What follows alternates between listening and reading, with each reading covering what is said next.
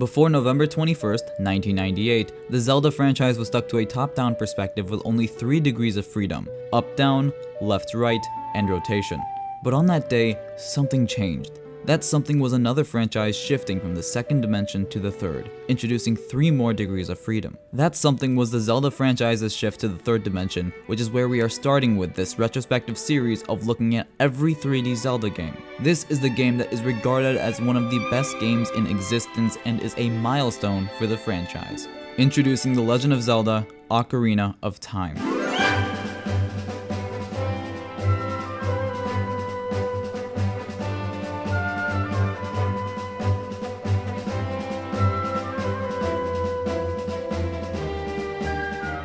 The Legend of Zelda: Ocarina of Time, also known as Zelda 64, initially had quite a hellish development. But before we get into the development, I do want to address the leaks that were released in 2020 for almost all of Nintendo's old games. Leaks such as the Giga Leak containing a ton of info about Ocarina of Time and its early development have made its way onto the internet. And I just want to mention that these leaks will not be used throughout this retrospective series, as they could possibly get me into legal trouble that I just do not want to get into. So now, getting on with the development without the use of leaks, Ocarina of Time's initial unveiling was at Nintendo's Space World in 1995 with a short tech demo. People praised this demo for its extremely fluid visuals and graphics like no other. It just didn't seem like it was possible to run in real time on a Nintendo 64. True development of Zelda 64 began after the release of Super Mario 64, having a jump from 3 employees working on the game to a total of 80, making it Nintendo's largest dev team to have worked on any game at the time. Being a new game on new hardware, Zelda 64 was dabbling in new areas that were not available with past hardware. From testing a first-person Zelda game, to making Link a proper swordsman, to creating a 3D open world that would run on a Nintendo 64. Zelda 64 was not made without its struggles though. Initially, Zelda 64 had 3 directors focusing on different aspects of the game. After things went awry, Miyamoto stepped in and stabilized development. Some other issues stemming from the camera, such as locking on enemies, was a major issue during development. Your fairy companion Navi, short for navigation, was also an issue during development, as the Nintendo 64 was unable to capture the image of what was supposed to be a small girl and ended up being the ball of light we love and hate today. Hey, listen to this, you. Please stop screaming at me. I know what I am doing. One of the best parts of Ocarina of Time was never truly finished until only a short while before release, and that was its story. Zelda 64 was undergoing constant changes and was struggling in development, and with each small change came a bigger change impacting the story. The story initially wanted in the game has almost been completely scrapped and is no longer seen in the game released today due to so many changes, such as the addition of time travel near the end of development. These story elements though had to be shown in such a way that made sense, and through that, Zelda 64 brought real-time cutscenes into the gaming industry, some of the first for its time. Zelda 64's development also had no initial direction. The development team was so ecstatic by the new hardware that they all ended up coming up with their own ideas and throwing it into the game to see if it worked. When talking about the development team, Satoru Iwata said himself, the group believed that anything was possible with a Nintendo 64 system, plunged ahead, discovered a lot of interesting stuff, omnivorously adopted it, and threw it all together in a way without any friction, resulting in a dense concentration of material. But of course, the Nintendo 64 had its limits, and developers quickly hit these limits during the development of Zelda 64. The Nintendo 64 storage expansion, named the 64DD, was not made compatible with the Zelda 64 due to a storage issue, meaning they could not make use of its extra power for their bigger ideas. Other technical limitations followed, such as the expansiveness of the world and having to fit it down to fit on the cartridge, which still ended up being one of the biggest games to release on the system at 32 megabytes. Nearing the end of its development, Zelda 64 still had no name along with facing a severe amount of delays, but eventually Nintendo gave the game a name, that being what we know and love today with Ocarina of Time, basing the title off the main item in the game, in Ocarina of Time. Eventually, Ocarina of Time was given its final release date of November 21st, 1998, which also ended its 2.5-year-long development. Even though development was filled with life from its creators, the information given to the players was minimal at best, but fans were still hopeful. Initially, fans had only the 12-second tech demo to work off of, which showed more strategic combat and flashy fight scenes. This was enough to get the fans absolutely ecstatic about a new Zelda entry, and even more so that it's going to be in 3D. At the time, players just called the game Zelda 64, as at this time it had no name. It wasn't too long until Zelda 64 was shown off again, as it was again shown during Nintendo Space World in 1996, resembling a tad bit more of the final product that we have today. But still, it was almost nothing to look at, as you can easily see it's just developer test footage. It wasn't until 1997 that we got another trailer in the form of some short E3 footage. This was another jump towards the game that we have today, featuring better models, an extremely similar interface, the introduction of Navi, more sword skills, dungeons that follow similar themes today, and a good chunk more. But it was still obviously early in development, meaning that there could be so much more added to the game, or that everything was a lie. Now that we have hindsight, we know how much was added to the game, but at the time, players could only speculate. Many rumors started appearing in hopes that they would be seen in the full game. These rumors range from sensible things, such as obtaining the Triforce in the game, which, spoiler alert, you can't, all the way to the absurd and wacky, such as nudity being displayed in the game. Some gamers were even spreading rumors about a M16 rifle being in the game. It's honestly hilarious. Someone woke up and said, yeah, I want to see an M16 rifle in the next Zelda game. The day of Ocarina of Time's release eventually came and ended up being a momentous occasion, breaking pre-order records and garnering critical praise. People were lining up outside store doors just to get their hands on the game and weren't ready for the masterpiece they were about to play. Its release advanced the gaming industry in so many ways that we would not be where we are today without Ocarina of Time's existence, and often see many current games using it as inspiration. But of course, Ocarina of Time didn't just release once. It eventually released a total of 3 times, with the initial Nintendo 64 release, the Master Quest release on GameCube, and the 3DS remaster. In general, I'll be focusing on the Nintendo 64 release, but I will mention the other releases from time to time. But that Nintendo 64 release of Ocarina of Time set up a new standard for the gaming industry. It was truly seen as one of the best games of all time and still holds up today, even without the re-releases. So why not give a little overview about the game from a standpoint here in 2023? The story begins with Link being woken up by a small fairy named Navi, who then guides Link to the Deku Tree and is given the task to aid Link in defeating Ganondorf. The Deku Tree tells Link that Ganondorf has cursed him to death for not giving him one of the sacred spiritual stones, and that Link needs to break that curse. After what seems to be curing the Deku Tree, it ends up being too late and the tree dies, leaving Link the spiritual stone and setting him up on the mission to the Sacred Realm, the location of the Triforce. After Link sneaks into Hyrule Castle and gossips with Zelda, the two separate with a plan to get the other spiritual stones and to defeat Ganondorf. After Link gets the other 2 spiritual stones, Zelda and her assistant Impa are fleeing from the castle as Ganondorf is launching an attack against it. Before leaving, she drops the Ocarina of Time. Using the Ocarina, Link enters the Temple of Time and opens the Sacred Realm, containing the Master Sword, the blade, capable of sealing all evil. After pulling the sword, Link is trapped in the Sacred Realm until he is old enough to be the hero of time, totaling 7 years. In these 7 years, Ganondorf gets a hold of the Triforce and turns him into an evil king. After Link wakes up, he realizes he is in a corrupt and broken Hyrule, filled with monsters, corpses, and destruction. Link is then tasked to retrieve the 5 missing Sages of Time out of the 6 that are supposed to be there. Aware that this is the only way to save Hyrule, Link sets off on his quest. Link meets a person named Sheik who ends up helping him in saving the Sages. After going through dungeons and collecting the 5 Sages, Sheik actually turned out to be Princess Zelda, who was secretly the 7th Sage. Ganondorf quickly finds out about Zelda's existence and takes her away to his castle. Once Link makes his way to the castle, the 6 sages help Link reach Ganondorf so that Link can neutralize him. After winning, Link and Zelda are forced to run away from the castle as Ganondorf uses his last power to destroy it. But just when you think it's over, Ganondorf uses the Triforce of Power to turn into the powerful Ganon. Then, after another battle, you seal him away and win. That is Ocarina of Time.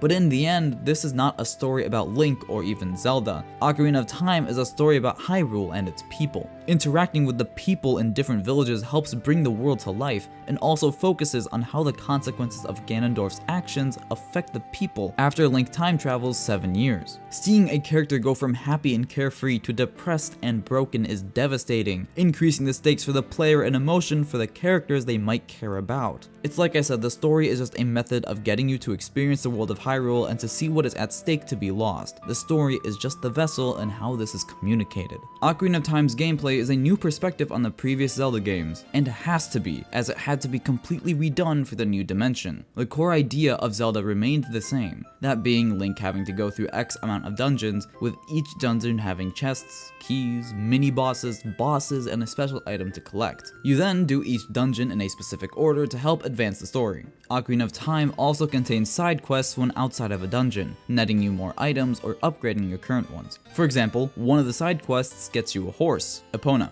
The game also features an open world to explore, with a day and night cycle that contains monsters to fight when it hits night. Parts of the combat remain the same to Zelda's previous entries, such as how Link is a sword wielder with a shield, but also uses tools such as bombs, boomerangs, and bows to help him in his adventure. You still can't jump, but can now leap off edges as you run into them. But other things are different now, such as how it's harder to focus on one enemy at a time in 3D. So Nintendo created the enemy locking system we have today and still see in many new games. This system basically locks the camera onto the enemy of your choice. But even when locked onto an enemy, other enemies could attack without the player being able to do anything about it. So, to avoid that bombardment of enemies are now coded to attack one at a time. Next time you play a 3D Zelda game, notice how one enemy attacks and then retreats, to then be followed by a second enemy to attack and retreat, giving the player time to recover if they fail an attack, or giving the player time to counterattack when the enemy is vulnerable. It's a relatively simple idea, but one that was introduced with Zelda and still remains in many games today. Ocarina of Time introduces many new items, with one of them being the ocarina. Using this instrument, you will be able to learn 12 songs to aid you throughout the game when solving puzzles and when teleporting. This addition of having an instrument was later seen in many future Zelda titles. Speaking of the future, Ocarina of Time introduces time travel, where Link can go forward in time by 7 years and go back at will. This allows for some impressive puzzles that require you to go forward and backward in time, but it also allows for certain items to only be used by a certain version of Link. For example, young Link can use the slingshot but can't use the bow, while it's the opposite for adult Link. Link's movements have been improved, allowing for him to roll while running, to jump up or letting go of ladders, and even through better sword fighting. Sword fighting was greatly improved, giving Link sword skills such as a spin attack, jump attack, and more. During these fights, locking onto an enemy will allow Link to quickly dodge in any direction to avoid an oncoming attack. But with all these new features, players are going to get lost. That's why the fairy Navi was created. Navi is a little creature that is quite useful for some new players, but can get quite annoying when she begs you to listen to her advice and info about certain things in the world. To be fair though, with such a drastic shift as Ocarina of Time was, Navi created a seamless transition to help old and new players struggling with the new dimension to be able to traverse the world and learn about it with ease. As for other releases of the game, this is all the exact same, except for the Master Quest release. In the Master Quest release on GameCube, the major difference is how the dungeons are basically reworked completely, with different puzzles, item locations, and overall is a whole new dungeon experience. Apart from that though, all other releases are the same and its gameplay still holds up incredibly well today, being a blueprint for its future Zelda titles. Remember how I said that the initial tech demo shown was seen as an impossible feat for the hardware? Well, turns out it wasn't so impossible, and in fact, was made to look even better than what fans were already stunned by. Ocarina of Time was easily one of the best looking games at the time of release. While other games were focusing on performance, Ocarina of Time chose to prioritize the graphics, containing no fog to cover up areas, an incredibly far draw distance at the time, and impressive textures for the Nintendo 64 system. The game also features many real-time cutscenes that were just not commonplace. But of course, nowadays, Ocarina of Time has some visual rough edges. These were fixed by the other releases for the game that aimed to improve these graphics. The GameCube release increased the resolution along with the game's frame rate, but was criticized as it seemed to be only a small upgrade for the price of buying it again. The 3DS version is where things took a big jump in graphics. 14 years is a lot of time for hardware to progress, and the 3DS took advantage of that. With the new hardware, almost everything was redone for the 3DS release. From the textures, to the models, to the animations, all of it was redone to look better on the 3DS while still being so faithful to the original Nintendo 64 release. Ocarina of Time's audio still holds surprisingly well today, albeit it is of course a little bit crunchy due to its time of release. Luckily though, many sounds were remastered in the 3DS release, giving these classic pieces of audio a more high definition sound. Ocarina of Time was made during a time where games were no longer sticking with what used to be those gaming sound effects. The industry was slowly shifting to make games sound a bit more natural, a bit more real. Ocarina of Time is no different, as heard in the game's sound effects, such as walking and hearing the sizzle after throwing a bomb. This idea of more realism is also prevalent in the game's music. Zelda's music has also been some of the best in the gaming industry, and that does not end with Ocarina of Time. Ocarina of Time has some splendid tracks, all directed by Koji Kondo, creating tracks that we all know, such as The Lost Woods,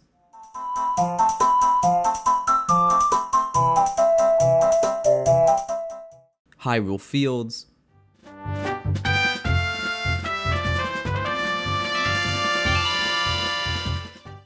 Gerudo Valley,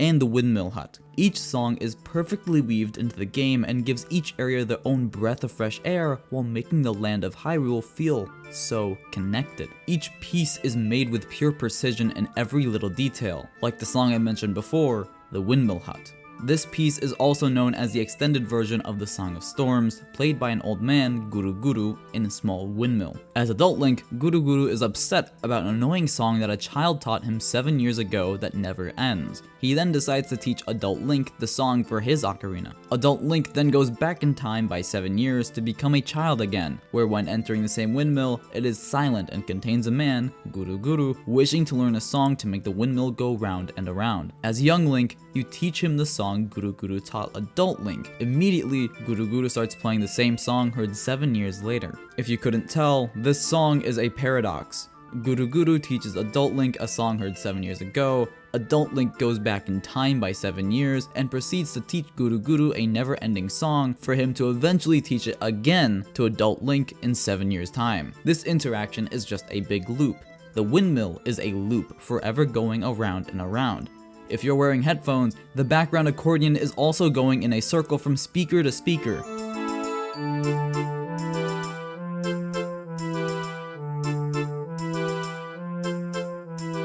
No end, and yet no beginning. It is a small and easy detail to miss, but one that is amazing and adds so much to the world Ocarina of Time builds. But of course, this isn't confirmed, just something many in the community theorize about. Speaking of the community and its theories, Ocarina of Time was quite popular due to its achievements and the fact it's just a fantastic game. But as we all know, popular games get a lot of theories, and Ocarina of Time is no exception.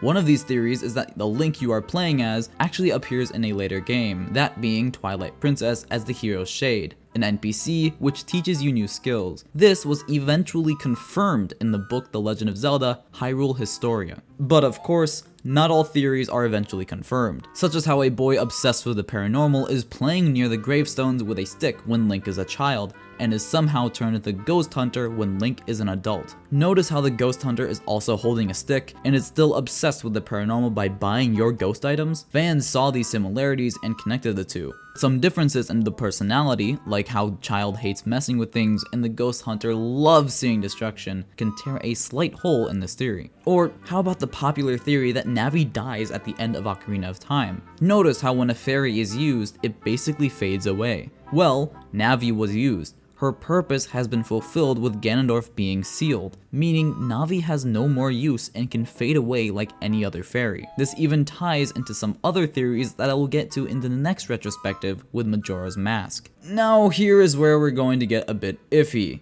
the timeline. The Zelda timeline is a confusing one, filled with twists and turns and feels like something can change with any release. But as of now, in January 2023, Ocarina of Time is where the timeline starts to get interesting. Ocarina of Time essentially splits the Zelda timeline into 3 parts. One timeline where Link dies in his efforts to save Hyrule, one where Link defeats Ganondorf and remains a child, and one where Link defeats Ganondorf but remains an adult. These 3 timelines continue on their own, containing the Zelda games that most make sense following their respective events, such as how Majora's Mask takes place after Link lives and remains a child, considering he's a child in that game. Ocarina of Time is the easiest game to place in the timeline, as it is everything after that seems to start getting more confusing, which I will eventually get to when I'm at the respective retrospectives. How would I rate this game? Well, with its phenomenal soundtrack, engaging story, and intensive gameplay, Ocarina of Time shines as a beacon for what the Zelda franchise strives to be and what other games should look towards for guidance. With its multiple releases only improving on the game, it is able to stand the test of time being a perfectly playable game now in 2023. With all this in mind, Ocarina of Time is easily an S tier on the 3D Zelda game tier list, signifying the perfection of the Zelda franchise's jump from 2D to 3D. When looking over Ocarina of Time as a whole, its effect on the gaming industry is undeniable, but looking away from its impacts and looking at the game itself, it easily holds its title as one of the best games of all time. Even today, 25 years after the game's release, Ocarina of Time stands as a testament that a video game is not just a video game, it is a form of art.